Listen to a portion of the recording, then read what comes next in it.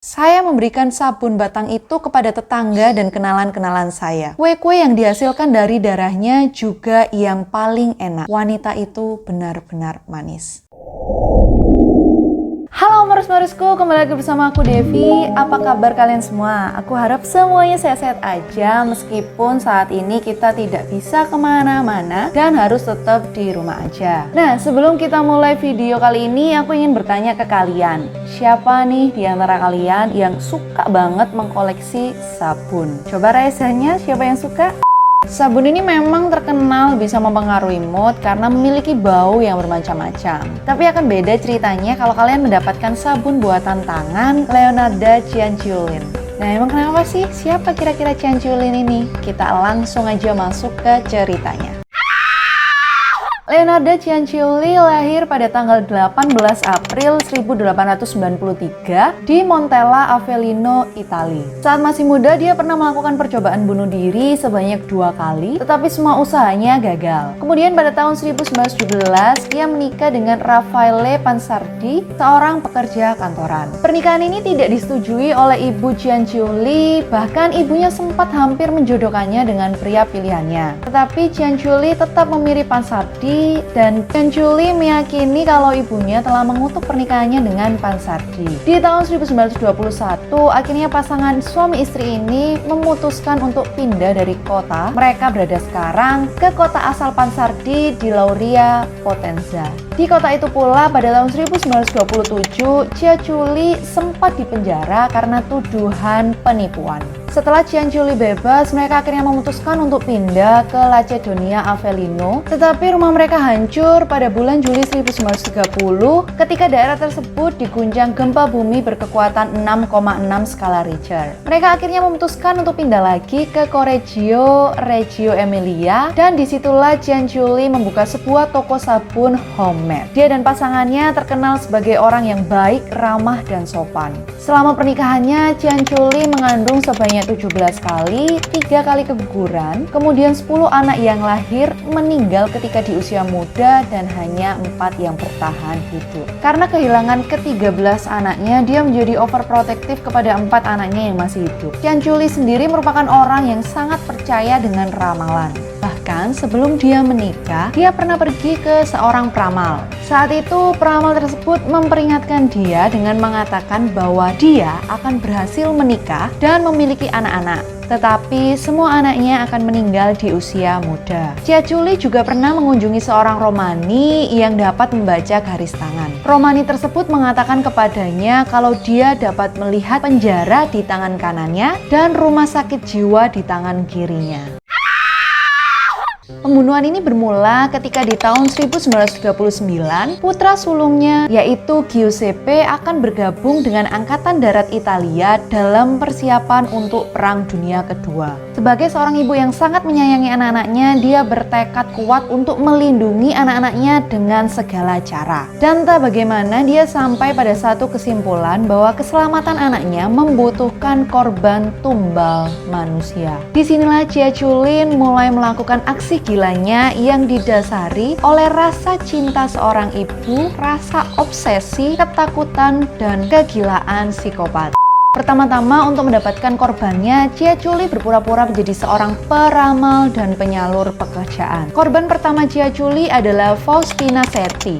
Setti adalah seorang perawan tua di desa tempat tinggal Cianciulli. Awal mulanya, Setti datang ke Cianciulli untuk meminta bantuan mencari seorang suami. Saat itu, Cianciulli memberitahukan bahwa ada seorang pasangan yang cocok untuknya di Pola. Tetapi saat itu, Cianciulli meminta Setti untuk tidak memberitahu siapapun tentang berita bahagia tersebut. Akhirnya, Setti yang memang sudah sangat mendambakan pasangan hidup mau mengikuti saran dari Cianciulli. Dan dia bahkan membayar sebesar 30.000 lira atas jasa pencarian jodohnya. Kalau 30.000 lira itu itu kayak setara 266.000 kalau nggak salah. Kemudian setelah Seti setuju untuk pergi ke Pola, Cianculin membujuk lagi Seti untuk menulis surat dan kartu pos kepada kerabat dan teman-temannya. Agar nanti ketika sesampainya Seti tiba di sana, surat-surat tersebut dapat dikirimkan ke teman-teman dan keluarganya oleh Cianculin. Inti dari surat tersebut adalah untuk memberitahukan keluarga dan teman-teman Seti bahwa dia baik-baik saja di Pola. Singkat cerita, Seti mempersiapkan keberangkatannya dan sehari sebelum keberangkatannya dia mengunjungi Cianculin untuk mengucapkan perpisahan dan berterima kasih karena sudah mencarikan dia jodoh.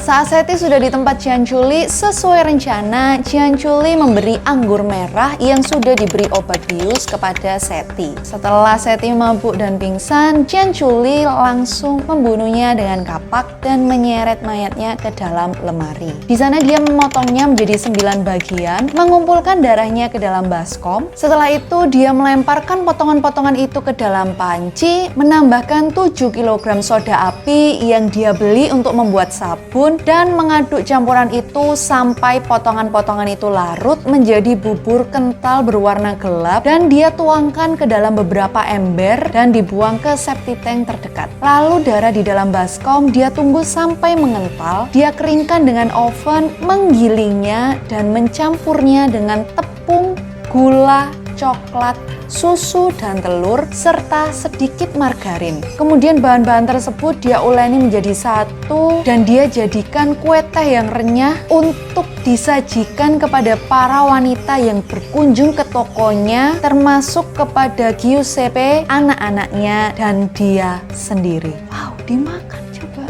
Kanibal nggak sih ini? Korban kedua Cianculin adalah Francesca Soavi. Untuk Soavi, Cianculin mengaku telah menemukan pekerjaan yang cocok bagi dia di sebuah sekolah untuk anak perempuan yang berlokasi di Piacenza. Dari informasi ini, Cianculin mendapatkan 3.000 lira atau setara dengan 26.000 rupiah. Itu pada waktu itu ya. Jadi kalau dirupiahkan sekarang ya sudah cukup lumayan banyak tuh. Modusnya sama seperti Seti. Soavi dibujuk untuk tidak mengatakan hal ini kepada siapapun. Dia juga diminta untuk menulis kartu pos untuk dapat dikirim ke teman-temannya ketika sudah sampai di Piacenza. Kemudian singkat cerita, satu hari sebelum keberangkatannya, tepatnya pada tanggal 5 September 1940, Soavi datang mengunjungi Cianculin untuk berpamitan. Saat itu sama seperti Seti, ia juga diberi anggur dan kemudian dibunuh dengan menggunakan kapak. Jenazah Soavi diperlakukan persis seperti jenazah Seti.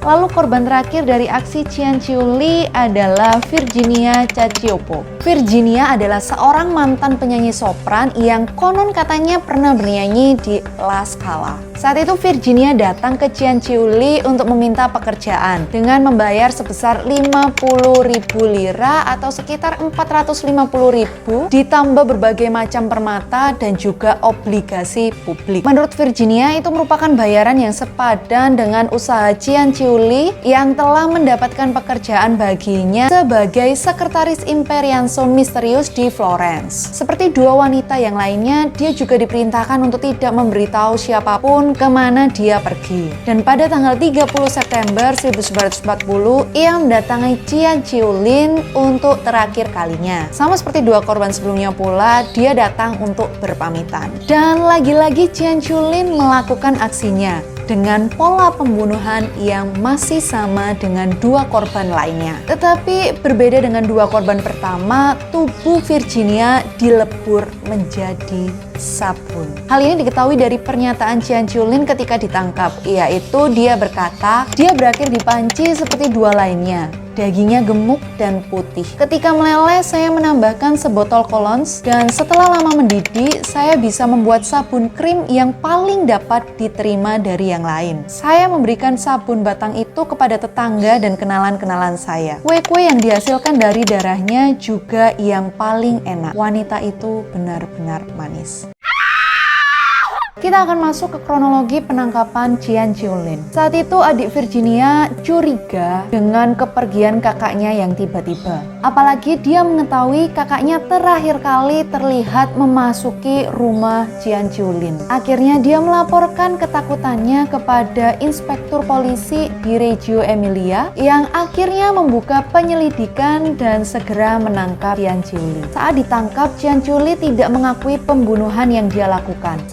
Sampai pihak kepolisian percaya bahwa putranya, Giuseppe Pansardi, adalah dalang dari kasus ini. Tetapi seperti yang kita tahu, Jian Qiulin adalah seorang ibu yang sangat menyayangi anaknya, sehingga akhirnya dia mengakui perbuatan pembunuhan itu dan memberikan keterangan terperinci tentang apa saja yang telah dia lakukan untuk membebaskan anaknya tersebut dari dakwaan kepolisian. Jian Qiulin diadili pada tahun 1946 dan pada saat persidangan pun dia mengatakan bahwa dia tidak bersalah. Karena hal itu dia lakukan untuk keselamatan anak-anaknya. Dia dinyatakan bersalah atas kejahatannya dan dijatuhi hukuman 30 tahun penjara dan 3 tahun di rumah sakit jiwa. Pada 15 Oktober 1970, Jian Qiulin meninggal dunia karena serangan otak di rumah sakit jiwa wanita yang terletak di Pozzuoli. Sejumlah barang bukti dari kasus ini termasuk panci tempat para korban direbus, tataan sabun, sendok, dan lain sebagainya dipajang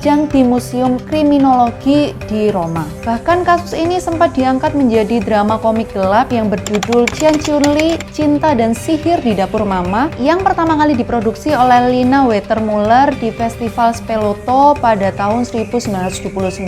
Drama ini bahkan mulai diputar di Broadway pada tahun 1983.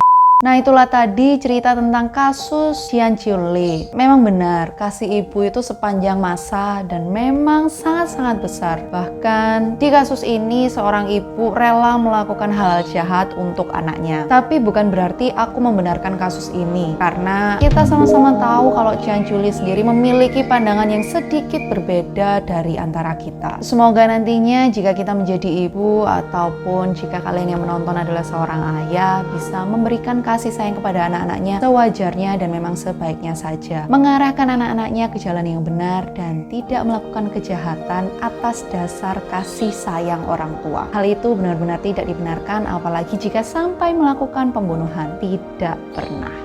Finally, Amersku, sampai juga kita di ujung video hari ini. Terima kasih banyak untuk kalian semua yang sudah menonton video ini dari awal sampai akhir. Dan kalau kalian ada ide-ide menarik untuk video aku selanjutnya, kalian bisa aja komen di bawah. Dan kalau kalian suka video kali ini, jangan lupa klik like-nya, share ke teman-teman kalian, dan jangan lupa subscribe channel ini, lalu nyalain lonceng notifikasinya biar kalian gak ketinggalan video-video seru aku lainnya. Sampai jumpa di video selanjutnya. Bye! Oh, jangan lupa follow aku di Instagram @davamari13, oke? Dadah!